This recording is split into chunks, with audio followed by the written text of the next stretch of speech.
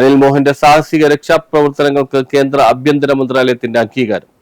കേന്ദ്ര ആഭ്യന്തര മന്ത്രാലയം ഡയറക്ടറേറ്റ് ജനറൽ ഫയർ സർവീസ് 2025 പ്രഖ്യാപിച്ച disc and compensation certificate fire and rescue officer Anil Mohan Angamaly Puliyanam സ്വദേശിയാണ്. അനിലിന് 2025 സംസ്ഥാന ഫയർ ആൻഡ് റെസ്ക്യൂ ഡിപ്പാർട്ട്മെന്റിന്റെ ബാഡ്ജ് ഓഫ് ഓണർ പുരസ്കാരവും ലഭിച്ചിരുന്നു. സ്കൂബ ഡൈവർ കൂടിയായ അനിൽ മോഹൻ തൃശൂർ, എറണാകുളം ജില്ലയിലെ വിവിധ ജലാശയ അപകടങ്ങളിൽ അഗ്നിരക്ഷാസേനയുടെ പ്രവർത്തനത്തിൽ പ്രധാനിയാണ്. വയനാട് ദുരന്തത്തിലും രക്ഷാപ്രവർത്തനം നടത്തി. ഫോർട്ട് കൊച്ചിയിലെ ഫയർഫോഴ്സിന്റെ ജലസുരക്ഷാ വിദഗ്ധ പരിശീലന കേന്ദ്രത്തിൽ ഡൈവിംഗ് ഇൻസ്ട്രക്ടർ കൂടിയാണ്.